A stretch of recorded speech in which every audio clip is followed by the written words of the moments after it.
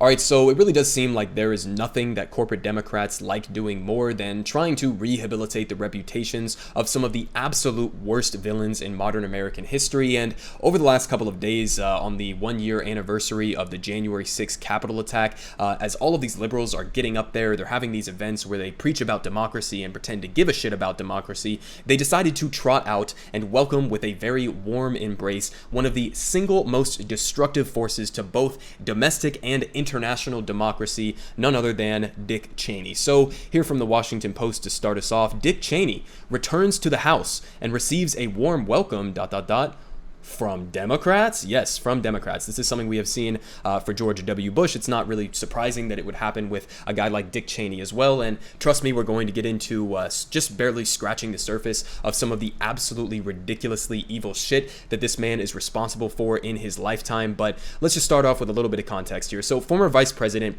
Richard B. Cheney visited the House floor on Thursday and patiently waited to greet more than a dozen members waiting to shake his hand. They were all Democrats. The man who was once portrayed by the Democratic Party as the dark villain of the Bush administration. Okay, I would argue he was objectively the dark villain of the Bush administration alongside George W. Bush himself. But the guy who was once portrayed by the Democratic Party as the dark villain of the Bush administration, responsible for failed wars, yes, ruinous energy policies, yes, and torturing America's enemies in a betrayal of the nation's values, yes, has found common ground with his one-time foes over January 6th. And they say that Cheney and his daughter, Representative Liz Cheney from Wyoming, are among the few Republicans who have joined Democrats in condemning last year's attack on the Capitol as an assault on democracy and blaming former President Donald Trump for that deadly day. So listen, I'm not really going to talk too much about what happened on January 6th. I'm sure most of you guys already know generally what my thoughts on it are. But listen, already, okay, we're talking about Liz Cheney and Dick Cheney. Okay, first of all, let's just check in with exactly who Liz Cheney is as a person, okay? An absolute warmongering psychopath. But also, if you're a Democrat, if you're a liberal who despises what Donald Trump stands for on the actual policies, which they don't really give a shit about the actual policies, they just give a shit about being anti-Trump Democrats right now because that's basically the brand that they are trying to make themselves into. But if you actually gave a shit about what Donald Trump stands for and the policies that he stands for, well, go and look at the actual congressional record showing that Liz Cheney herself, okay, this supposed like protector of democracy or whatever the fuck, not only did she vote for Donald Trump in 2020, but she also voted with him, okay, 93% of the time. So how the fuck are you going to side with Liz Cheney and pretend as if she is like safeguarding us against a monster like Donald Trump when she literally agrees with him on 93% of the issues? The only thing that she has disagreed with him about was specifically on January 6th and overturning the election, which the Cheney family should know something about overturning elections because guess what? Yes, Bush v. Gore did steal the election. Okay, so in 2000, in the election, when George W. Bush and Dick Cheney were elected to be the president and the vice president, okay, which arguably, Dick Cheney was probably the most powerful vice president of all time. He was more so acting as the puppet of George W. Bush, basically, or he was the puppeteer and George W. Bush was the puppet. So he was really, guiding the Bush administration in many ways. But in the 2000 election, okay, basically what happened in a very reductive way, you had the recounting of ballots down in the state of Florida, and that state was going to decide who was going to win the 2000 election. And the Supreme Court stepped in before the votes were finished being counted, which if they had continued being counted, they would have shown that Al Gore had won the election. But the Supreme Court stepped in and stopped the counting of the electoral votes and the votes that were within Florida, and they just completely scrapped the count of it, which allowed George W. Bush to win Florida, which allowed George W. Bush and Dick Cheney to become the president and vice president. So they literally stole an election from Democrats. Okay, so again, already at face value, not only is this guy not a guy who believes in democracy, okay, he doesn't believe in any sense of democracy.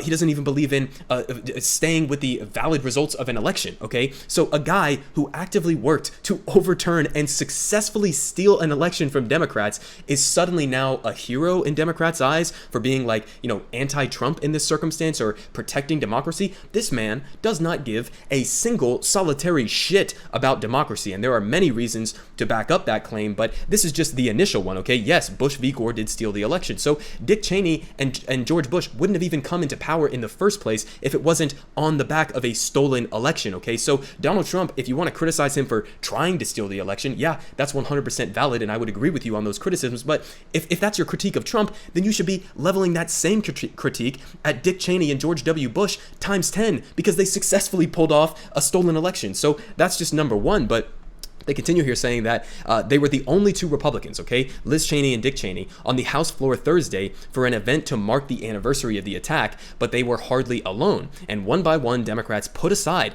their fierce and lasting policy divides with the Cheneys to thank them for condemning the attack and Trump's continued effort to undermine the 2020 presidential election results with his false claims of fraud. So again, it's just laughable, okay? Democrats do not believe in anything. You don't have to take my word for it. Let's just go ahead and check in with Nancy Pelosi from just, less than a decade ago. Okay, so back in 2014, what did Nancy Pelosi have to say about this man, Dick Cheney? Well, in 2014, Pelosi was saying that the former vice president was responsible for the use of torture during the George W. Bush administration's war on terror as the Senate debated whether to declassify a report on the subject. She said, quote, "That's what I believe, that he's a torturer," she told CNN, "and I think he's proud of it." Okay, this is a person who Nancy Pelosi herself, just in 2014, okay, this isn't that long ago, all right?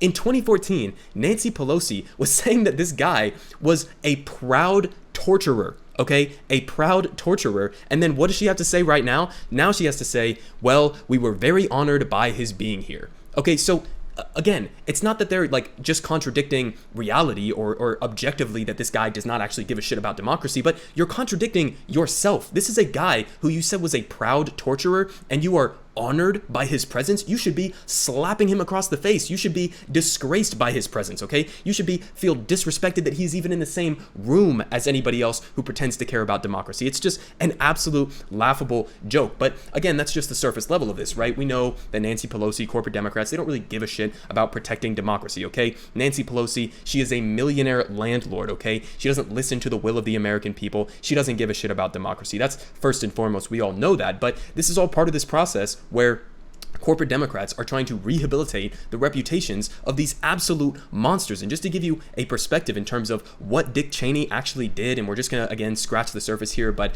this is a really good breakdown, so I suggest you guys go and read the entire piece here in Jacobin by Chip Gibbons. He did an absolutely great breakdown on the absolute evil that was Dick Cheney's time in both Congress and under the Bush administration. But he says, Dick Cheney should be in jail. Yeah, not praised as a hero by Democrats. Dick Cheney is an enemy of democracy in America and a war criminal, both objectively true. His warm reception on the floor of Congress by Democrats yesterday at the January 6th Capitol riot commemoration was shameful and disgusting. Yes, that is to say the least. So let's just go ahead and get into a little bit of this. They say, it's necessary to remember a bit of history here. Cheney was the most powerful vice president in U.S. history. He is most remembered for his role in promoting the Iraq War, an illegal war of aggression predicated on lies, as well as pushing the nation to the dark side after 9/11, which included torture, as Nancy Pelosi herself acknowledged, detention without trial, including of U.S. citizens, warrantless surveillance, which is largely some of the stuff that like Edward Snowden revealed years later, and other egregious departures from liberal norms of democracy. And they say these are not the actions of a defender of democracy, but of someone who constantly attacked and undermined and disregarded it. And while Cheney's worst abuses came during the war on terror, they were the culmination of decades of his scheming against American democracy. And Cheney's long political career has been devoted to skirting and ignoring democratic norms however he sees fit. And so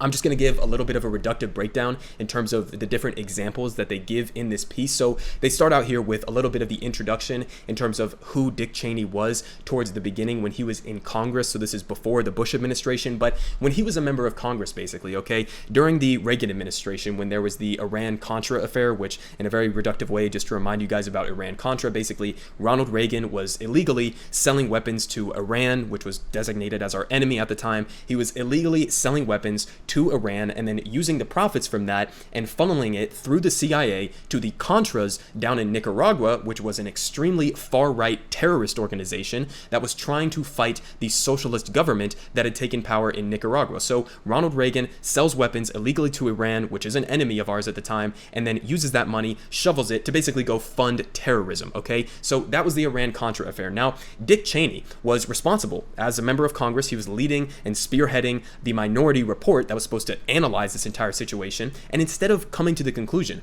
that Ronald Reagan did anything wrong or that he violated the law, which he very obviously and clearly did, instead of criticizing, like, for example, the types of things that his funding was going towards, which, let me tell you about the absolute horrific shit that he was funding with this. So they say here that the Contras were by any definition a terrorist organization, believing their leftist opponents' legitimacy lay in part on their ability to improve the lives of the Nicaraguan people. The Contras deliberately attacked daycare centers, health clinics, health workers, and adult literacy centers. In addition to deliberately attacking civilian infrastructure, the Contras executed and kidnapped civilians and used rape and torture as weapons of war. And to aid the Contras' crimes, the CIA mined the harbors of Nicaragua. So that was the situation. That is exactly what the Contras were doing. That's what the Reagan administration was supporting. But instead of critiquing any of that or trying to hold Reagan responsible, the minority report that he put out, he basically concluded that Ronald Reagan, the thing that was actually unconstitutional and illegal about this, was Congress trying to rein in the powers of Ronald Reagan. He literally argued that the President of the United States should have the legal and constitutional authority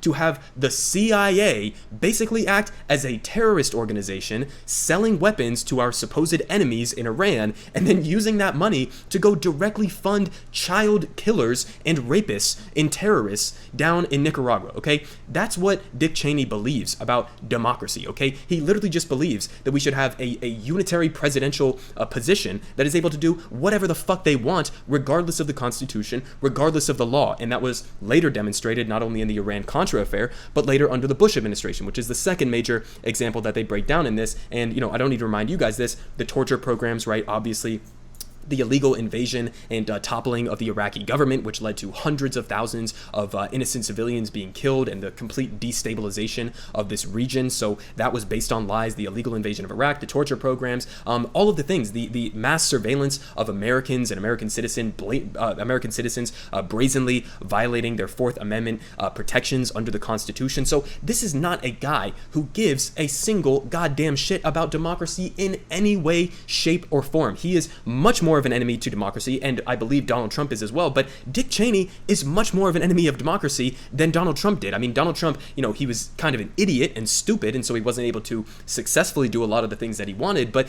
I mean, Dick Cheney was. I mean, Dick Cheney was everything that Donald Trump could have been if he was slightly more intelligent and actually able to pull off a lot of the evil shit that he wanted to do. Dick Cheney has done more to destroy both domestic and international democracy than basically anyone on earth, arguably, okay? Maybe other than like Henry Kissinger or something, but they give a good synopsis down here at the end of the article, and they say, no one should downplay the crimes of Donald Trump, his erratic and demagogic behavior during the COVID-19 crisis and the George Floyd uprisings, his greenlighting of police terror and white supremacist violence, and his love of callousness and cruelty, even to migrant children, made him a real threat. And yet, compared to Dick Cheney's crimes against democracy, Trump is an amateur, okay? And I think that's a great way to characterize this. But Cheney reduced nations to rubble, shredded the Bill of Rights, and enacted programs of surveillance, abduction, detention, and torture more in line with the state terrorism of military dictatorships than the norms of liberal democracy. To venerate Cheney, as Democrats in Congress did yesterday, is to show complete contempt for democracy. And listen,